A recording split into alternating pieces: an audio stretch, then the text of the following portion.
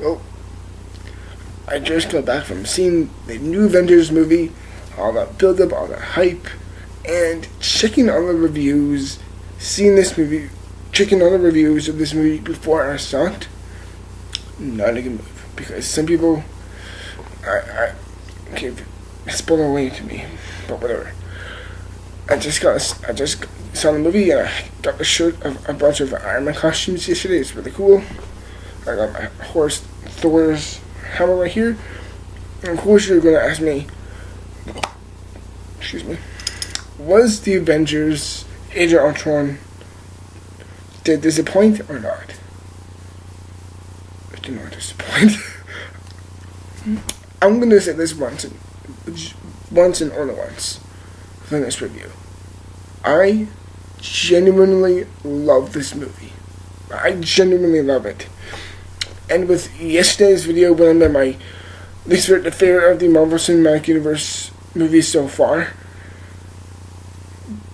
I predicted between Iron Man and Guardians of the Galaxy, this probably is on par with the first Avengers of how great it is.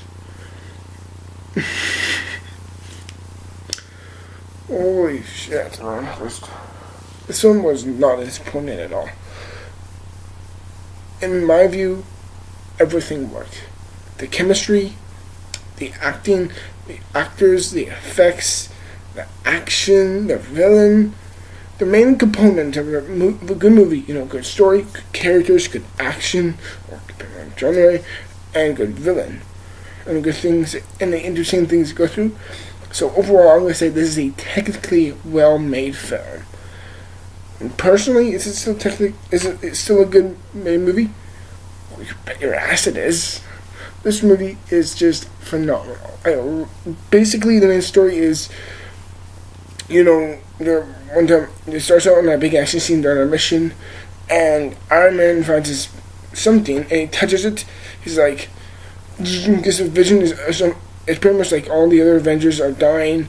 This is no big spoiler. This is not a spoiler, by the way. This is also a non-free spoiler trailer. I'm probably not gonna make a spoiler review of this, but he basically touches this weird thing that he finds. He finds all the Avengers dead, and Captain America's just like, you could have saved us. And he's like, oh my god. He doesn't know what happened or what caused all that or anything like that. So he immediately takes the thing and basically creates Ultron, and with Ultron he's kind of essentially using him as like a suit of armor for the world, as he so says in the movie. And of course this turns into a big AI of course Ultron, voiced by James Spader, and from that point on, shit goes down. And let's say this: the actors and the characters all do a great job. For me, at least, my favorite character in all of Marvel is Thor, and Thor, of course, is awesome. But for me, I'm gonna say the two characters who really stood out was Jeremy Renner as Hawkeye, and god damn it, what's his name? Shit, I cannot believe I forgot it. But Mark Ruffalo as the Hulk. Those two actors for me in this movie really stood out. Those two had much more depth, and they brought much more to the main front area. Like, they weren't the side characters to Thor, Hulk, Captain America, and Iron Man. They actually do have their own individual likability. Like in the first Avengers, I thought Hawkeye was cool, but there's nothing more to him. And this movie really had a lot more depth to him. Same thing with Black Widow, and they really did explore the more the tormented and very distraught side of Bruce Banner becoming the Hulk. I think he so said it's him becoming a monster. He doesn't like it. He doesn't want to. And here's the thing: I love Hulk. He's one of my top tier favorite superhero characters, and I think the appropriate angle of taking viewing Hulk as this tormented character, like the Jekyll to his Hyde, to me at least, is always a good decision, because it is something he can't control. It's something beyond him. It's something more powerful, and I think that's a really smart way to take at it. And I loved that some the more unique and well done, more in depth performances and more layers they gave to the characters were just incredible to watch in my view. It was just incredible. And this is not really a spoiler or anything, but you actually do get to see something you did not expect. Hawkeye actually has a family. He has a wife and his 2 kids, and another kid coming on the way. Like his wife is pregnant. I'm like, wow, I did not see that coming. The film showed me something I never saw before. And that for me, within any film, is something I do want to see. Have a good story, have good characters, and show me something I've never seen before.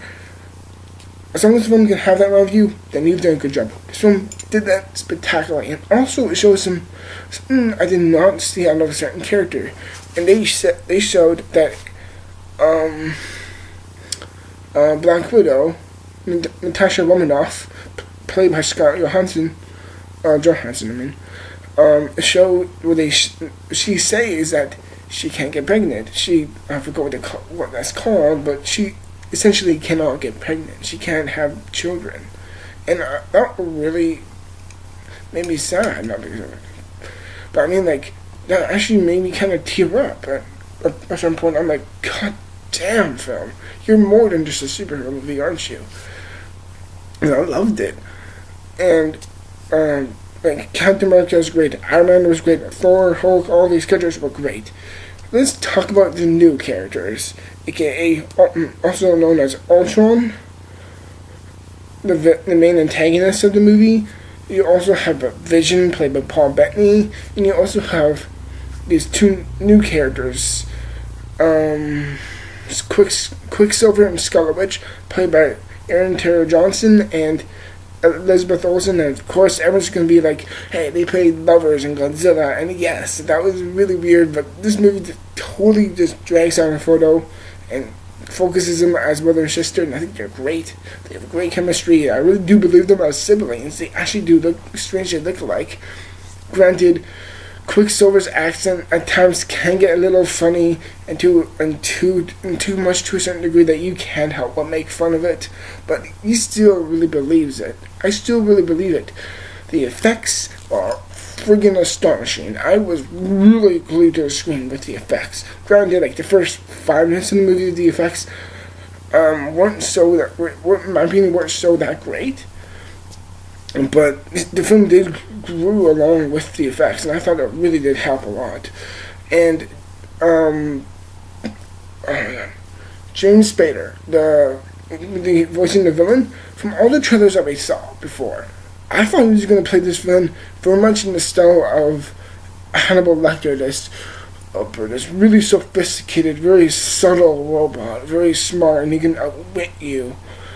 While they do have that at times, my God, they took an angle on that character that I did not expect, because I've read the Avengers, there's comics, and Ultron was always, to me, a character who is very much like Hannibal Lecter. It's very much calm, sophisticated, and he can outwit you, and he can truly get to you mentally. And they do have that, but they take that and they also add in a lot of personality and likability that they had with the character like Loki from before, but put him with Ultron, and I thought it was incredibly good. And the voice acting alone was bone chilling. Whenever he spoke in such a dark and twisted manner, even when he was doing some really funny moments, there's still a part in you where you're just like, do I laugh or not? Because you're just so creeped out by his voice acting, and it's so spectacularly good. The action, goddamn, is fucking awesome. It is incredibly awesome. The main big build-up, big final action scene was just astonishing. I loved it, and the great balance of both. To me at least, it had a great style of both great big action, great big fan servicey moments, but also good moments where it really did keep calm and keep it all still. And there's moments where they would sit down and talk and even have parties, and I loved that scene. Like when they were all sitting down, it was like, hey, turn lift up Thor's hammer, and I'm just like, I could watch that for hours. I just loved it. Even these characters, when they're not going out and fighting, they're sitting down and talking, still enjoyable, and I still really loved it. And Ultron, played by Paul, I messed it up. Voiced and played by Paul Bettany. I never liked Paul Bettany as an actor. I thought him in Legion and other movies in the past were just horrible films. But him as his performance, holy shit, it really surprised me. It really, really surprised me of how good he was. He had such a tragedy, but also such a charismatic, unique type of presence within him. Like, he wasn't very talky, like a character like Ultron, but they really made him stand above all others. He was much more nobilic, but not so much like Captain America. And I really, really enjoyed that.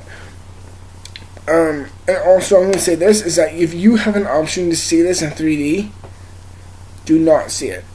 It does not lend itself for it being 3D. I saw this in 3D. Honestly, to me, I don't think it really lends itself for it being 3D. You don't need to see it in 3D. If you have an option to see this in 3D, do not take it. See it in 2D. It's going to be much better. And you may ask me, wow, Jack, you must really love this film. I do love this film. I just legitimately love this film. Do you have any problems with the film? Oh yeah, I just want to say, I think the slow moments in this film were very appropriate, and I think they were utilized very well. I only have 2 problems with the film. Number one is that I do feel like when the point when the ending came around, I think the length did kind of show, like, it kind of, there's some moments I wasn't, I'm not saying I wasn't invested, but I'm just saying the ending, to me, did feel a bit too long, and this may be a slight criticism, but I knew, like, the main 4 characters, like Hulk, Iron Man, Thor, and Captain America, I knew those characters, no matter what, they wouldn't die. Like, I knew they were going to live no matter what. But then again, that's just me being nitpicky. And going towards this film, I genuinely wanted to absolutely love it. And I did.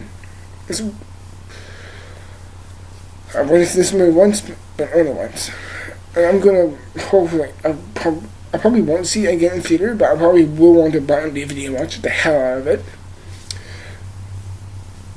But even with my little criticisms I hear at times, and also people say this film was supposed to be longer, I'm actually a little shocked by that. I thought this film felt very well contained, and not just ending the second part of the Marvel Cinematic Universe Phase 2, even though that actually technically ends with Ant-Man.